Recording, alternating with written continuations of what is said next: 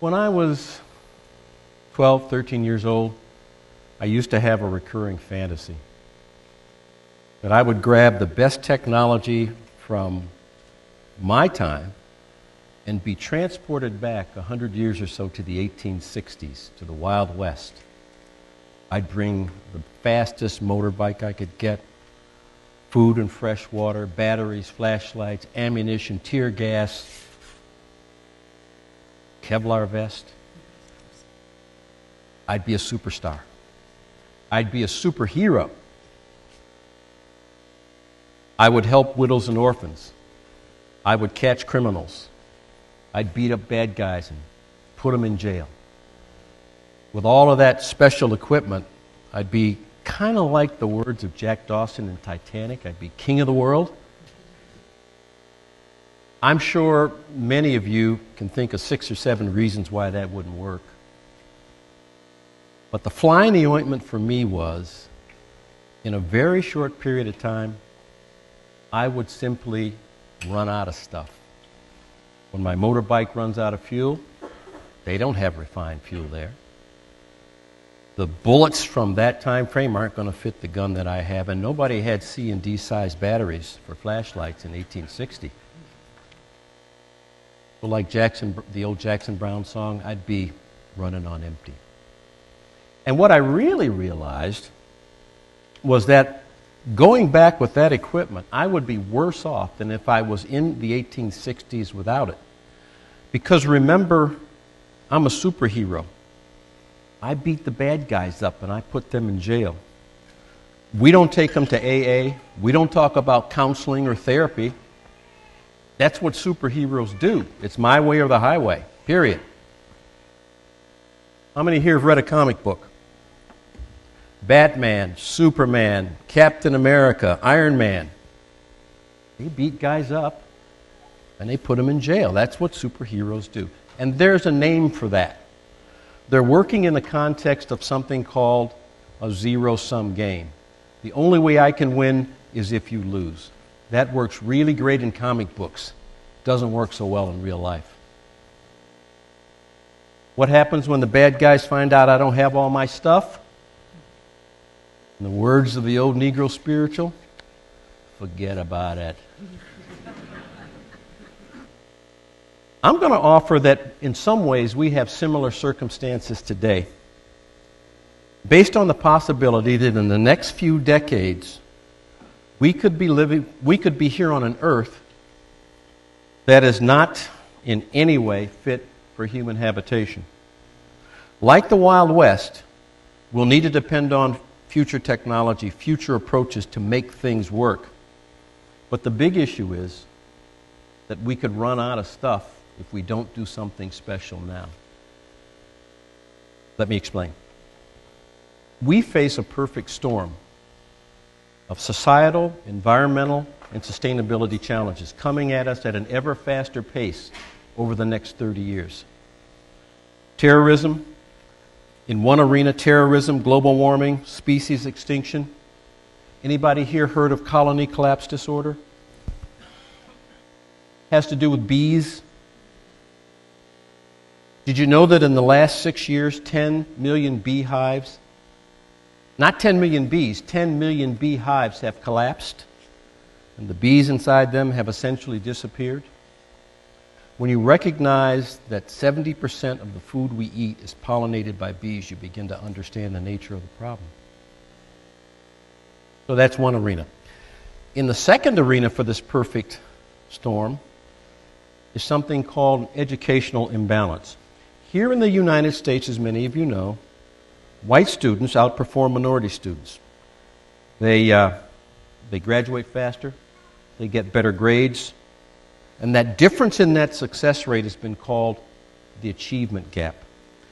It's in many ways a thorny testament to a separate but equal system that we've lived in that doesn't work. It's complex, it's not easily eliminated, but I'm not going to get into that so much. That's really a different story. I just want you to remember that term, the achievement gap. And tied to that is a huge demographic shift that will take place soon. where minorities like African Americans, Hispanic Americans, Arabic Americans, and Native Americans will become the composite majority.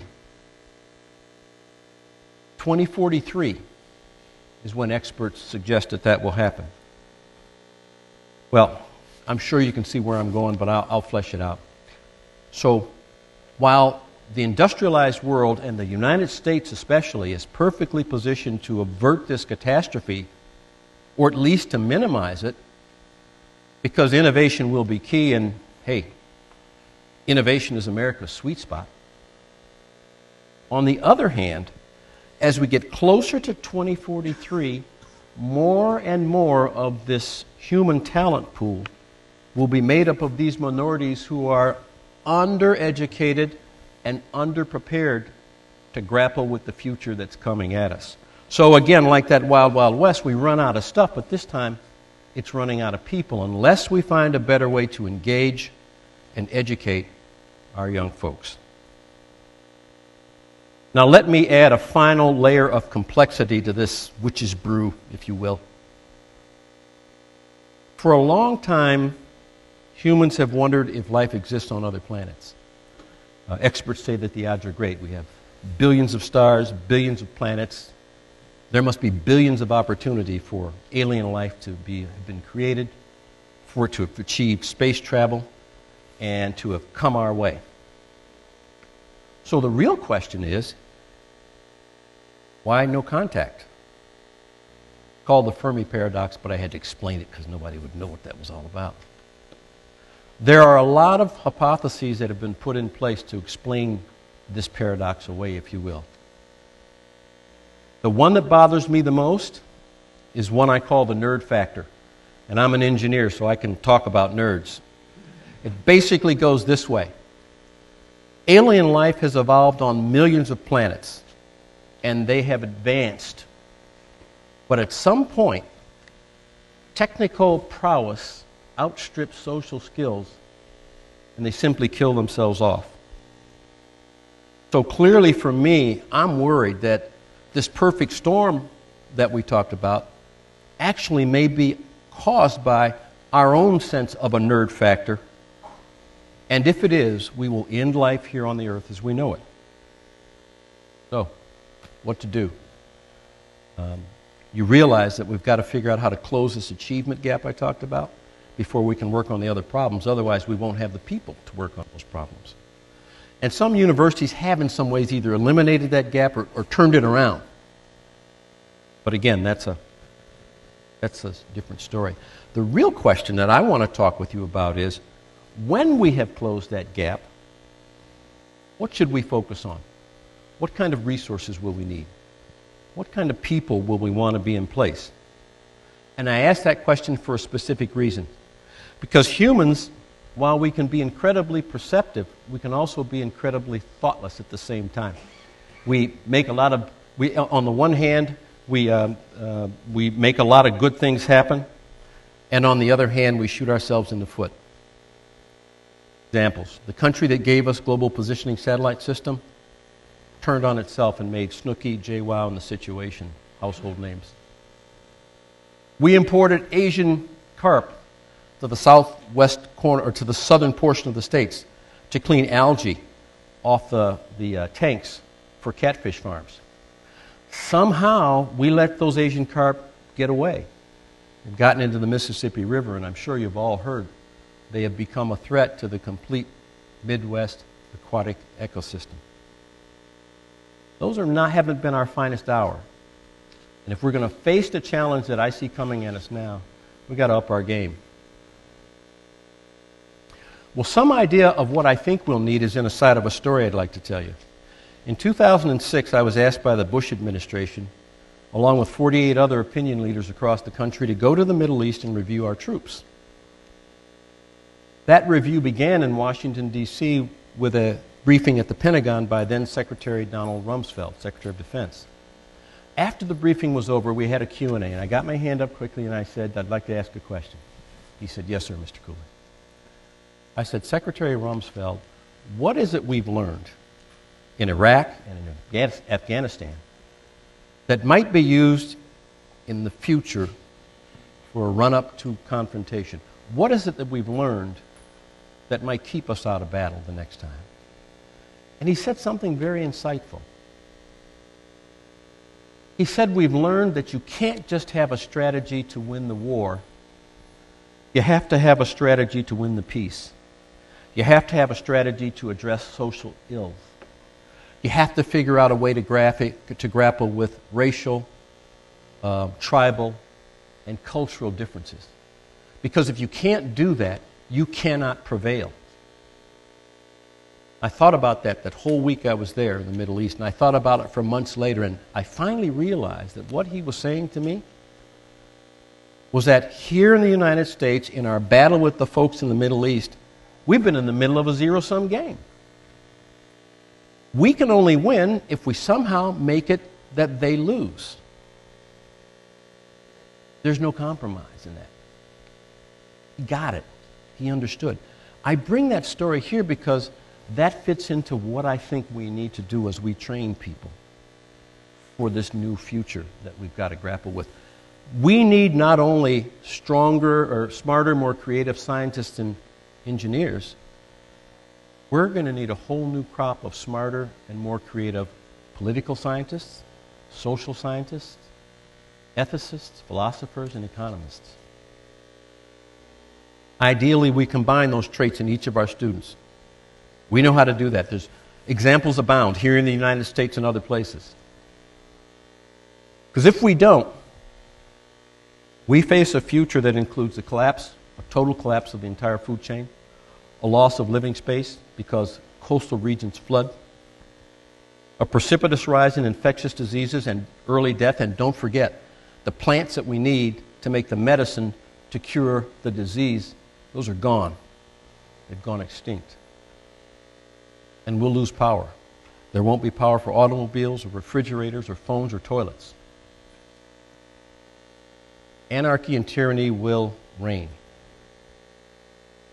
August 14th, 2003. Who remembers that date? You all remember that date. What happened then? The entire northeast portion of our country lost power. I'll bet most of you remember where you were.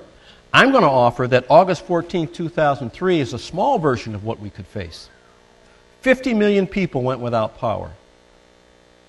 Food sat in refrigerators that didn't work and spoiled. We ran out of running water, we ran out of fresh water, and fights broke out at the few gas stations that still worked.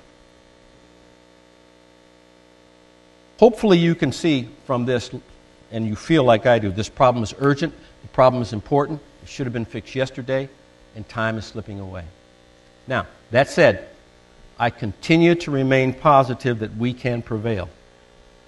We can we can close the gap within the next decade so that U.S. innovation can face the problems head on. We can field a workforce that's up to the task in every segment of society, from community to government, to not-for-profit, to business, from the executive suite to the manufacturing floor and beyond.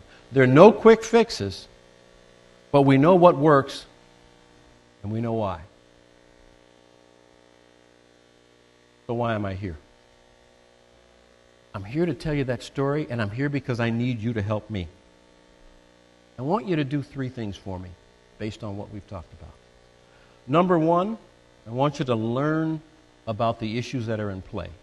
Learn about this perfect storm of issues that are coming at us head on.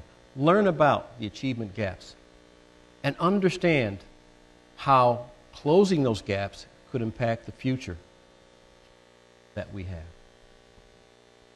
2, talk this stuff up. Talk to your neighbors, talk to your friends, talk to your community, talk to your colleagues, talk to your boss, talk to anybody that'll listen. And especially I want you to talk about 2 things that I call facts that aren't facts. The first fact that isn't a fact is when you ask people about the achievement gap, they say, well, that's those kids over in that ghetto, the minority, they just don't want to go to school. Or that community, or that school system, they should have prepared those kids. That's their problem. It's not my problem. Saying that is a lot like the people in first class on the Titanic saying that the people in steerage have a problem. You got a problem. You got a hole in the boat down there. Your side of the boat's going to sink. If we don't fix that, none of us get out of this mess. The second fact that isn't a fact is around global warming. Did you know there was a recent poll here in the United States? 6 out of 10 Americans think global warming either doesn't exist or it does exist, but it's not going to happen in my lifetime. The third thing that I want you to do is engage in a way that allows you to share the urgency that's here. 2043 is only 30 years away, and 2050 is the time when the G7, G20 say these issues around global warming will be completely out of control. We have to have them fixed by then. And there's a universal truth I need you to know. Do I have a clicker? Or do I simply use the computer? Oh, yeah, thank you. Yeah. As humans, we can be incredibly courageous. We can be remarkably ingenious. You guys have the wrong slide set in. Doesn't matter. We'll work with it at any rate. But before we get to that place, we get stuck in an area where we think things can't happen. And we don't realize that big change can take place until it kicks us in the butt. Margaret Thatcher, in 1974, went on record as saying, "It will not happen in my time that a woman becomes Prime Minister of Great Britain." 5 years later, she was sitting in a seat. Not up there, but Lord Kelvin in 1899 said heavier than air machines will never fly. And in 1903, 4 years later, the Wright brothers went to Kitty Hawk, and you know the end of that story. And William Leahy, an admiral, part of the atomic bomb project in 1943, said, "Trust me, I'm an expert. This thing will never go off." It was only a few months later that they exploded the first bomb. That said, with these challenges that our subject matter experts tell us are a clear and present danger to society at large, problems that most of us in the industrialized world say, yeah, they're kind of there, but I'm not sure they're really going to happen. Maybe things will just be as they are. They won't change. For those of us who have no stomach for the heavy political and social lifting that has to be done to surmount those things, I got to tell you, me personally, I'm not prepared to wait any longer, and I hope once you hear all of this, you won't be either. We can't afford to continue to work in ways that allows this to happen. We can't afford to play the zero-sum game, the you lose so I can win kind of game. We did it around terrorism. We played the zero-sum game with our neighbors, safety and security at any cost. What did it bring us? It brought us Somali pirates on the eastern coast of Africa.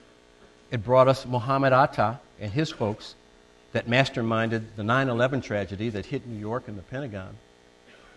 It gave us Timothy McVeigh, the Oklahoma City bomber, and Ted Kaczynski, the Unabomber. Enemies, foreign and domestic. When it comes to these issues around the species extinction and global warming, we've been playing the zero-sum game with Mother Nature herself, with Mother Earth. In pursuit of the good life, we've gotten colony collapse, catastrophic weather, biodiversity losses beyond any that we thought we would have, and this rise in infectious disease. And friends, that's just the beginning.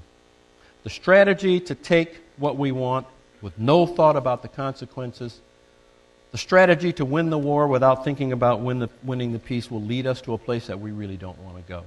So we no longer have that luxury. We have to think about things in a different way. We need a better path forward.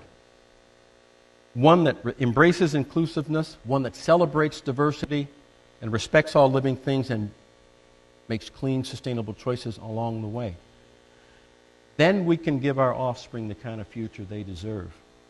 So, I'm asking for your help.